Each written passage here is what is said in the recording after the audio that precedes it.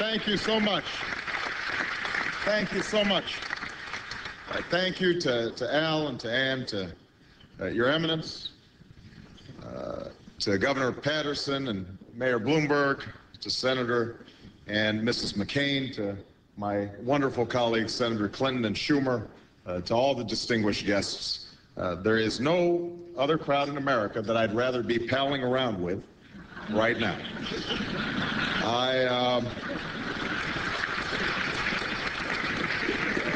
I'm sorry he couldn't be here. I do send regards to my running mate, Joe Biden, or as Senator McCain noted, he now actually likes to be called Joe the Senator. I was thrilled to get this invitation, and I feel right at home here because it's often been said that I share the politics of Alfred E. Smith and the ears of Alfred E. Newman.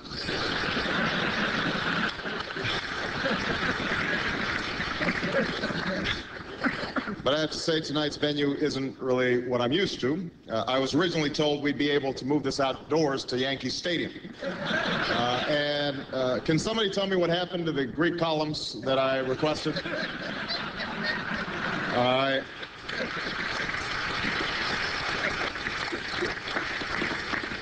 do love the Waldorf Astoria, though. You know, I hear that from the doorstep, you can see all the way to the Russian tea room.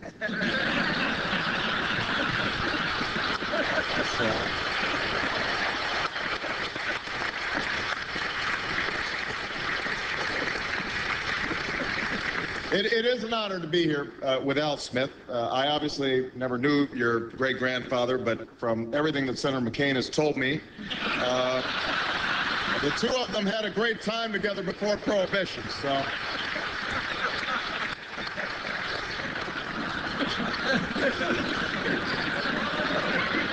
Wonderful stories. The mayor of this great city, Michael Bloomberg, is here. The mayor recently announced some news, made some news by announcing he's going to be rewriting the rules and running for a third term, which caused Bill Clinton to say, "You can do that?"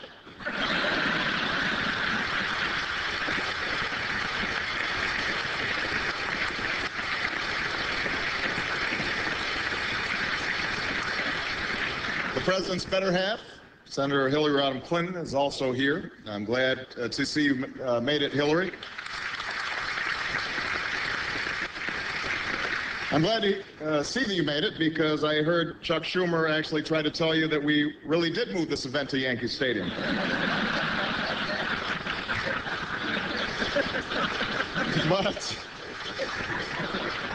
But I'll tell you all from personal experience, Hillary Clinton is one of the toughest and most formidable presidential candidates in history. She's broken barriers. She's inspired millions.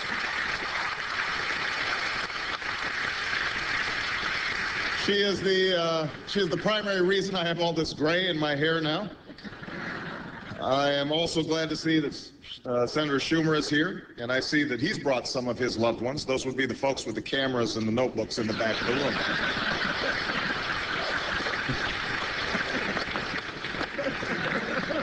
Of course, I am especially honored to be here tonight with my distinguished opponent, Senator John McCain. I think it is a tribute to American democracy that with 2 weeks left in a hard-fought election, the two of us could come together and sit down at the same dinner table without preconditions. Recently, one of John's top advisors told the Daily News that if we keep talking about the economy, McCain's going to lose. So tonight, I'd like to talk about the economy.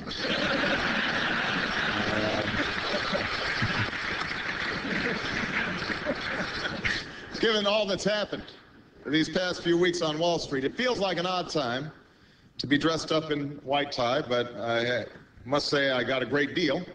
Rented the whole outfit from the Treasury Department at a very good price. Looking around tonight at all the gourmet food and champagne, it's clear that no expenses were spared. It's like an executive sale meeting at AIG.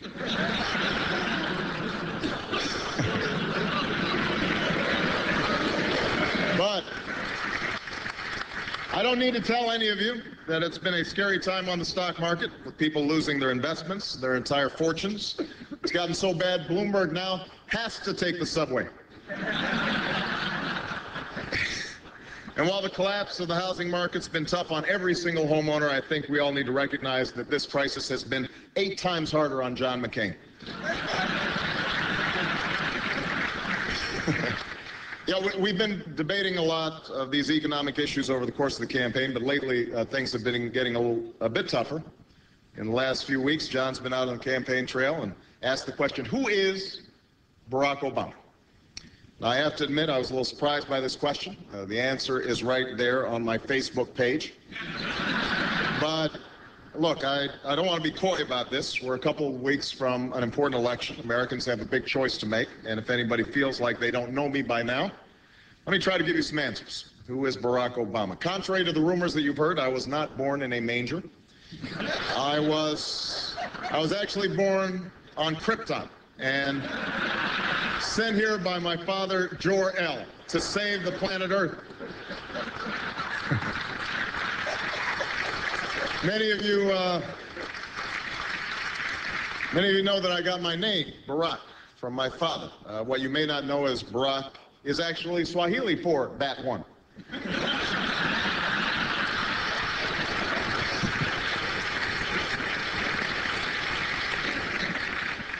And I got my middle name from somebody who obviously didn't think I'd ever run for president.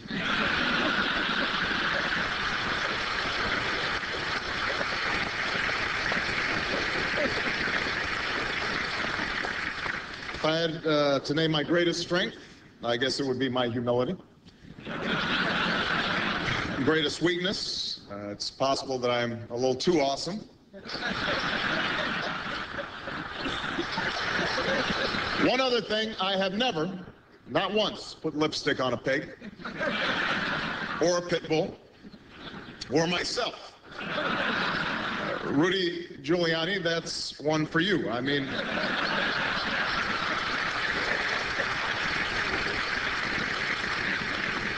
who would have thought that a cross-dressing mayor from New York City would have a tough time winning the Republican nomination? It's shocking.